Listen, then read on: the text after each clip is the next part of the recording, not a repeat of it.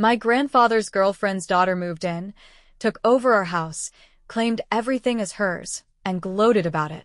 Then she learned she had no legal claim, and chaos ensued. Hey everyone, I'm Joe, 28M, not my real name, and this is the story of how she tried to take over our house, gloated about it like she owned the place, and ended up with nothing. Let's start at the beginning. My grandmother left my grandfather long before I was even born. It was the summer of '75, and my granddad was off being a hero in Vietnam. My mom and aunt were at some swanky boarding school in New England, learning how to be proper ladies, or whatever was expected of rich kids back then. Meanwhile, my grandma decided that playing house with a tennis instructor she met at the country club sounded more fun than being a military wife. Classy, right? She packed up what she could carry, which, according to family legend, included my grandfather's prized Rolex and a hefty portion of the family's jewelry, and ghosted. No goodbye note, no phone call, just poof. Gone. My grandfather, ever the gentleman, didn't even try to stop her when he found out. The military wasn't exactly speedy about passing along messages like, "Hey, your wife left you," so by the time he got the news, she was long gone. He told my mom years later, "If she's happier without me, I want her to be happy." That was just the kind of man he was. When my mom and Aunt Hannah came home from their ritzy prep school for summer break, they were expecting family vacations to Martha's Vineyard or something equally bougie. Instead, they came back to chaos. No mom, no dad, and no answers. My granddad rushed back as soon as he could, but the damage was already done. My mom was 15, my aunt was 13, and they were suddenly dealing with abandonment on top of teenage angst. Granddad didn't waste time feeling sorry for himself. He retired from the military, yanked the girls out of boarding school, and brought them home to the family mansion, a massive old money estate. Raising two teenage girls as a single dad in the late '70s was no small feat, but Granddad rose to the occasion. He learned to braid hair, fumbled his way through talks about periods, and even awkwardly attempted the talk. My mom said it was cringe-worthy for everyone involved. He encouraged them to chase their dreams, stood up to the country club gossips, and made sure they felt loved and supported every step of the way. Eventually, my mom and aunt both got married in a lavish double wedding. Hundreds of guests, a cake taller than me, and enough champagne to fill a swimming pool. It was the stuff of fairy tales. They even stayed in the mansion with their husbands afterward, keeping everything in the family. Those were the golden years, full of laughter, love, and the kind of chaos that comes with two newlywed couples living under one roof. Granddad was in his element, doting on them and eagerly awaiting grandkids. But life has a way of flipping the script. When I was 8, my parents and my aunt and uncle decided to go on an adults-only road trip, a second honeymoon for both couples, they called it. My twin cousins, Zoe and Wendy, and I stayed with Granddad. I remember the day they left like it was yesterday.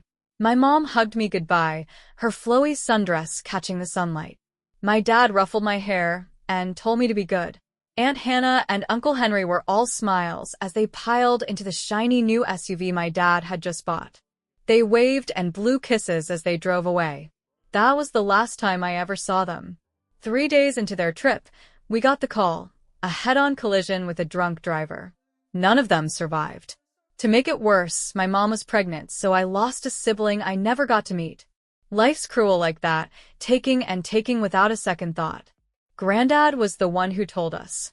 His hands were shaking so badly he could barely hold his coffee cup. He tried to be strong for us, but I saw the tears in his eyes.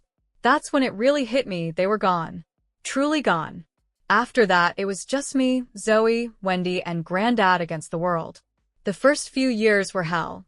Zoe stopped eating, just pushed her food around her plate, or took a nibble if Granddad insisted. She wasted away to almost nothing.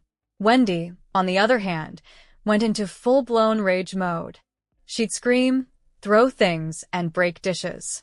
Granddad eventually swapped everything out for plastic to keep us safe. They both refused to go to school, their anxiety so crippling they'd throw up if we tried to make them go.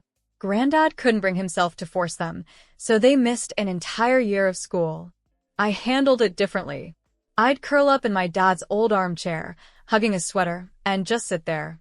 It still smelled like him for a while. I didn't cry, didn't act out. I just existed. Granddad worried about me the most, I think, but he didn't let it show. He was our rock, the glue that held us together. He coaxed Zoe to eat, held Wendy through her tantrums, and read to me every night, even though I was technically too old for bedtime stories. It's for me as much as it is for you, he'd say. Over time, things got better.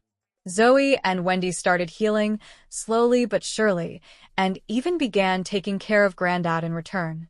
We became our own little family, stronger than ever. Despite everything, those years were some of the best of my life. Granddad made sure we felt loved, never letting us feel like orphans. We had Sunday brunches where we cooked together, movie nights filled with laughter, and summer road trips with no destination, just the open road and each other. He was there for every big moment, graduations, moving into college dorms, all of it. I remember one time, I thought a girl at a school dance was going to kiss me. I puckered up, closed my eyes, and waited, only to find out she just wanted to tell me I had apples stuck in my teeth. I came home mortified, certain my life was over. Granddad listened to the whole story and, after a thoughtful pause, said, "It's her loss, kiddo. You deserve someone who'd kiss the lipstick off your teeth." I mean, how cool was that? That was Granddad in a nutshell. Always knew the right thing to say, always had our backs. He wasn't perfect. Sometimes, we'd catch him staring off into the distance, lost in thoughts of Mom and Dad, but he was as close to perfect as you could get. Then things started to unravel. When I was 15, Granddad decided to start going to bingo nights at the local senior center. He said he needed to get out and socialize with people his own age. We were all for it. The man deserved a little fun, right? Well, bingo wasn't the only thing he found there. He met a woman, Marilyn. Plot twist. Marilyn turned out to be my English teacher's mother. Small world. Huh? At first, we were happy for him. Marilyn and Granddad had gone to high school together and had been best friends back in the day, so their union felt like a Hallmark movie waiting to happen. Granddad came home from their dates grinning ear to ear, whistling love songs like some lovesick teenager. It was adorable, in that cringe-inducing old people in love kind of way. Marilyn started coming around more, baking cookies and acting grandmotherly at first. But then, oh boy, did her true colors start to show. It began with little comments about our clothes. "Don't you think that skirt's a bit short, dear?" And suggestions about our diet. "We didn't eat all this processed junk when I was your age." Soon, it escalated into full-blown rules. No skirts above the knee. No midriff-bearing tops. No junk food in the house. And get this, she believed in spanking. The first time she tried it on me, I was 16. I'd come home late from a study group, and there she was, waiting up for me. She started lecturing me about respect and responsibility, and then she actually tried to bend me over her knee. I jumped back, so fast I knocked over a lamp. The crash brought Granddad running, and the look on his face when he realized what was happening. I'd never seen him so angry. They had a massive fight, and I thought that would be the end of it. But no. Marilyn apologized, claimed she'd overstepped, and promised it wouldn't happen again. Granddad, bless his trusting heart, believed her. He was so desperate for companionship, so afraid of being alone, that he let it slide. Of course, Marilyn never pulled that crap when Granddad was around again. In front of him, she was all smiles, casseroles, and Bible verses. But the moment he was out of earshot, it was like living with a dictator. As if Marilyn wasn't bad enough, her daughter Monica, my English teacher, moved in a year later to help out. Let me tell you, this woman made Marilyn look like a saint. At school, Monica was strict but professional. At home, she was a total monster. She didn't even bother hiding her nastiness from Granddad. One time, I worked my butt off on a huge English project, stayed up late for weeks, pouring my heart into it. When I got it back, there was a big, angry C scrawled across the top in red ink. I was crushed. Granddad was furious and demanded an explanation. Monica smirked and said, "I have to be harder on Joe to avoid accusations of favoritism." Right, because apparently giving a fair grade is favoritism, but sabotaging me is just fine. Granddad tried reasoning with her, but she dismissed him with, "I'm the education professional here." I know what I'm doing. Things got worse. They started locking us in the garage if we were on their nerves. No food, no phones, nothing. It felt like we were prisoners in our own home. I'll never forget the time Zoe sneaked food to her room and Marilyn and Monica lost their minds. They accused her of hoarding and claimed it showed a lack of trust in God's provision. As punishment, they made her kneel on rice for hours. Rice. In the 21st century. Who does that? Every time we tried to tell Granddad, Marilyn intercepted us. She'd cry and play the victim, saying how hard she was trying to be a good grandmother and how ungrateful we were. Granddad, blinded by love, believed her every time. We felt trapped, like we were living in some twisted Cinderella story, except there was no fairy godmother coming to save us. Granddad tried his best. He'd step in when things got really bad, but Marilyn had him wrapped around her finger. She'd cry and wail about how hard she was trying and how difficult we were making it for her to be part of the family. Granddad, bless him, always fell for it. One Christmas, Wendy saved up all year to buy Granddad a beautiful watch. Nothing expensive, but it was engraved and heartfelt. She was so excited to give it to him. On Christmas morning, Marilyn accidentally knocked it off the table. The face shattered. Wendy was devastated. Instead of comforting her, Marilyn had the audacity to lecture her about materialism, while Monica sat in the corner smirking like the Grinch who stole Christmas.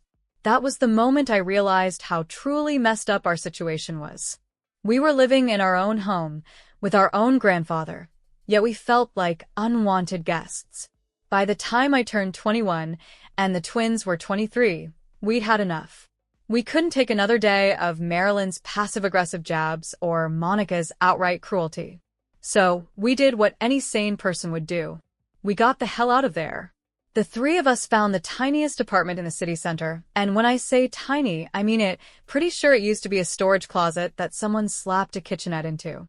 But it didn't matter. It was ours. No Marilyn telling us what to wear. No Monica grading every move we made. It was freedom. Pure and glorious. We still visited Granddad, of course. We loved him too much to stay away, but those visits were tense. Marilyn always hovered nearby, finding reasons to interrupt our conversations or rush us out. Your grandfather needs his rest, she'd chirp, even if he was in the middle of telling one of his stories. And Monica? She was worse. Every visit came with her little digs. Oh, Joe, that outfit is interesting. I guess that's what's fashionable for people in your situation. Or, Zoe, have you thought about going back to school? I hear community colleges are very accommodating. I swear, if I rolling burned calories, I'd have been a damn supermodel after those visits. But we put up with it for Granddad's sake. He seemed happy, or at least he thought he was happy. After all he'd done for us, how could we take that away from him? Then, by some miracle, Marilyn kicked the bucket. Her heart gave out in her sleep, and honestly, good riddance. She was a menace. Her funeral was a circus. Monica sobbed dramatically, wailing about what a saint her mother was. Meanwhile, Zoe, Wendy, and I sat in the back, trying not to high-five each other. Is that terrible? Probably. Do I care? Not even a little. Granddad, though, took it hard. He cried, talked about how much he loved her, and for his sake, we swallowed our feelings and supported him. Zoe even stayed with him for a month to make sure he was okay. During that time, glimpses of the old Granddad started to reappear, the one who laughed at our jokes, snuck us cookies before dinner, and told stories about his army days. It was like Marilyn had cast a spell over him, and now that she was gone, it was finally breaking. But Monica? Oh no. She wasn't going anywhere. After her mother died, she dug her claws in deeper. Supposedly, she was taking care of Granddad, but something didn't feel right. He always seemed fine during our visits, but Monica never let us stay more than a day. At first, we didn't think much of it. We were just happy to spend time with him without Marilyn's interference. But looking back, there were red flags everywhere. Granddad started to look tired, not just old man tired, but deeply, bone-weary exhausted. He began forgetting things. Little stuff at first, like where he left his glasses, but then bigger things. He called me by my mom's name once. That scared the hell out of me.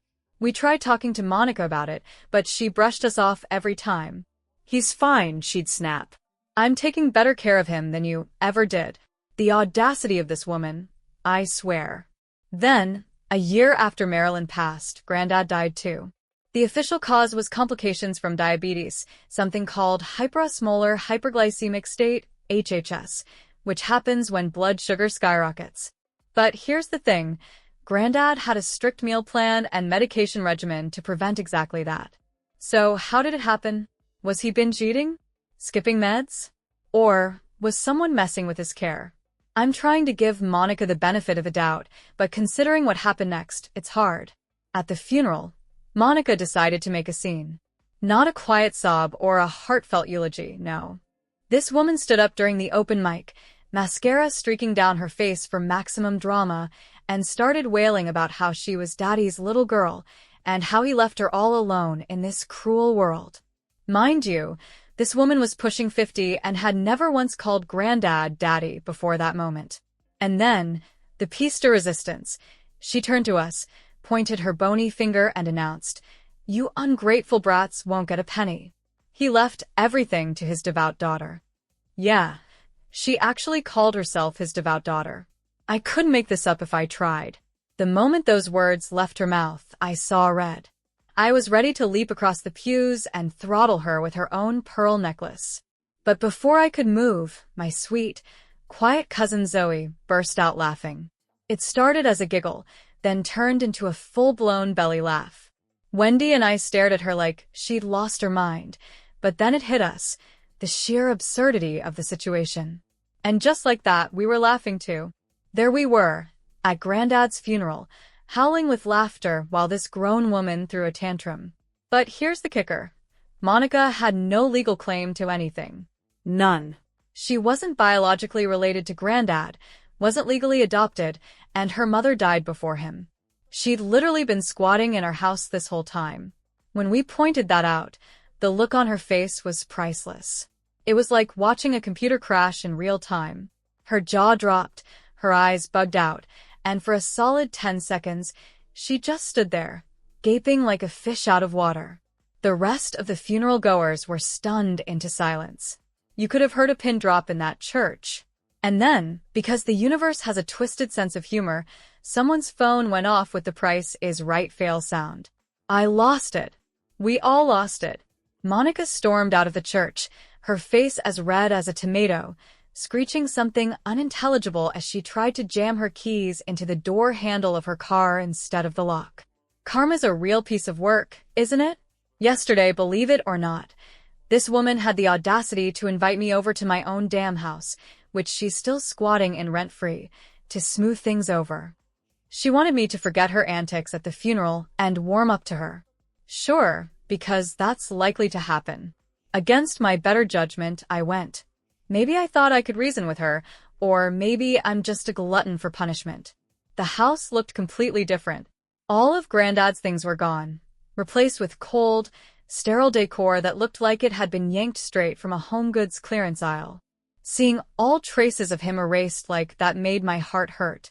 Monica tried to play nice, offering me tea in Granddad's favorite mug, the one that said, "World's Best Grandpa," that we'd gotten him years ago. The sight of her using it made me sick to my stomach. She spent an hour trying to convince me she deserved the inheritance, going on and on about how much she'd sacrificed to take care of Granddad in his final years, how she was practically his daughter. I sat there, nodding and smiling, while every fiber of my being screamed at me to toss her bony behind out the door. So here I am, Reddit, trying to figure out how to evict this parasite from my family's home. How she thought she could waltz in, claim everything, and not face consequences is beyond me. Any ideas on how to win this fight are welcome, because there's no way I'm letting her steal one more thing from us. Thanks for sticking through this mess, if you made it this far. Honestly, it feels good just to vent. And hey, at least we can all laugh at Monica's spectacular cell phone during the funeral. Hey Reddit, it's your favorite disinherited granddaughter back with an update. First off, let me address some of the comments from my last post. To those of you who think I'm not grieving enough or that I'm just after my grandfather's money, kindly take a long walk off a short pier. You don't get to dictate how I process my grief, and frankly, you don't know a thing about my relationship with my grandfather. For those wondering why I didn't notice Granddad's health declining, hindsight's 20/20, isn't it? He was the type of stubborn old goat who'd insist he was fine even if his leg was falling off. And Monica, that paragon of virtue, sarcasm fully intended, never breathed a word about any issues. Guess we all know why now, huh? One thing I know for certain is that the house is mine. It's been in my family for generations, and I'll be damned if I let some gold-digging squatter lay claim to it. Now, on to the juicy update. Remember Monica's little funeral meltdown? Well, turns out one of my cousins, probably the twins, since they've always loved drama, recorded it. And wouldn't you know it, the video went viral. Monica's become an internet sensation, and not in the good way. Her mascara-streaked sob story about being daddy's little girl is now a meme. Karma's working overtime, folks. Speaking of the twins, let me tell you about one of their more legendary pranks on Monica. It's relevant, I promise, and it'll give you a taste of just how devious my family can be when provoked. There was this long-standing rumor that Monica and our high school principal, Mr. Phillips, had a fling back in the day. The twins, being the chaos gremlins they are, decided to run with it. They somehow hacked into Monica's email, don't ask, I prefer plausible deniability, and started sending her messages as if they were from Principal Phillips himself. These weren't just emails, they were works of art. Flowery declarations of undying love, promises of rekindled romance, the whole 9 yards. And Monica? She fell for it, hook, line, and sinker. The twins kept this charade going for weeks, crafting elaborate excuses for why Phillips couldn't meet her yet, always dangling the promise of a reunion just out of reach. When the big reunion day arrived, Monica dolled herself up in the most hideous tweed jacket and pencil skirt combo I've ever seen. She stepped outside, only to find Zoe and Wendy doubled over in laughter. The look on her face when she realized she'd been duped was priceless. And because the twins never do anything halfway, they posted screenshots of the emails on Instagram and shared them with the school's meme page. Monica became the laughingstock of the community overnight. Now back to the present. Since the funeral video went viral, Monica's life has been falling apart. The same people who once praised her for taking care of Granddad now can't stand the sight of her. Her job at the school is hanging by a thread. Turns out parents aren't thrilled about having a teacher who publicly gloats about disinheriting her dead partner's grandkids. Who knew? I'm trying to be the bigger person here, really. I didn't mean for this to completely wreck her life, but you know what? Play stupid games, win stupid prizes. Maybe this will teach her that actions have consequences. Turns out I underestimated Monica's audacity. She showed up at my apartment the other day, strutting in like the cat that ate the canary, and handed me a document with a smug little smirk plastered across her face. It was a printed will, complete with what she claimed was Granddad's signature, declaring that everything, the house, the assets, and probably even his ridiculous collection of novelty ties, was now hers. I won't lie, it threw me for a loop. Granddad was always fiercely protective of the family legacy, especially the house. The idea that he'd just hand it all over to someone who is, let's be real, practically a stranger, made no sense. And here's the kicker. Granddad always said he wanted us all present when he wrote his will. It was supposed to be a family moment. So how did this allegedly happen without any of us knowing? Red flags everywhere. Now, I'm not one to jump to conclusions, at least, not without some evidence, but I've spent years perfecting Granddad's signature for permission slips back in the day. Sorry, Granddad. And let me tell you this wasn't it. No way. No how. I may not be a pushover, but I wasn't going to confront Monica unprepared. So I did what any sensible, slightly unhinged granddaughter would do. I went full Sherlock Holmes. First stop? A signature expert. Thanks to Wendy and her lawyer connections, I sent a copy of the will's signature along with an old report card of mine that Granddad had signed. The verdict? Not a match. Cue the dramatic music. This will was fake. Next, I cornered Monica about the witness. Because you need a witness for a will, right? That's Will Writing 101. Her response? She claimed she was the witness. How convenient. When I pressed her about why none of us were there, she had the nerve to guilt-trip me, saying we were always too busy for our poor, dying grandfather. Nice try, Monica, but I wasn't biting. Finally, I reached out to Granddad's lawyer, who, fun fact, happens to have a daughter I'm dating. Yes, I'll take those congratulations in the comments. Thank you. The lawyer had no knowledge of any will and found the entire situation extremely suspicious. Granddad wouldn't even jaywalk without consulting legal counsel, so the idea of him writing this will on his own? Laughable. The lawyer even suggested that if Granddad did sign it, it could be grounds for charges of elder abuse and exploitation. So there it was, 3 pieces of evidence, all pointing to the same conclusion. This will was about as real as Monica's hair color. Seriously, Monica, no one's buying that you're a natural redhead at 50. I'd been patient. I'd tried to be the bigger person. But enough was enough. It was time to kick this leech out of our family home. Here's where I need your help, Reddit. How do I evict this woman from my house? I'm open to all suggestions, creative, legal, or otherwise. Just kidding. Lawyers of Reddit, no crimes here. Wink wink. I'm angry, hurt, and ready to fight. This woman wormed her way into my family, took advantage of my grandfather in his final days, and now she's trying to steal everything he worked so hard to preserve. Update. Hello again, Reddit. It's been 5 weeks since my last post, and oh boy, do I have an update for you. First things first, we did it. Monica is out of the house. When I say out, I mean out. All her stuff is on the lawn, the locks have been changed, and the house is back where it belongs. But let me back up and give you the full scoop. After my last post, I took your advice seriously and went full legal mode. I confronted Monica with all the evidence we'd gathered about the fake will. Did she break down and confess? Of course not. She doubled down, insisting the will was legit and that we were the ones trying to cheat her. So, I gave her an ultimatum. Either pack your bags and leave voluntarily, or face court for fraud, elder abuse, and whatever other charges my lawyer could throw at her.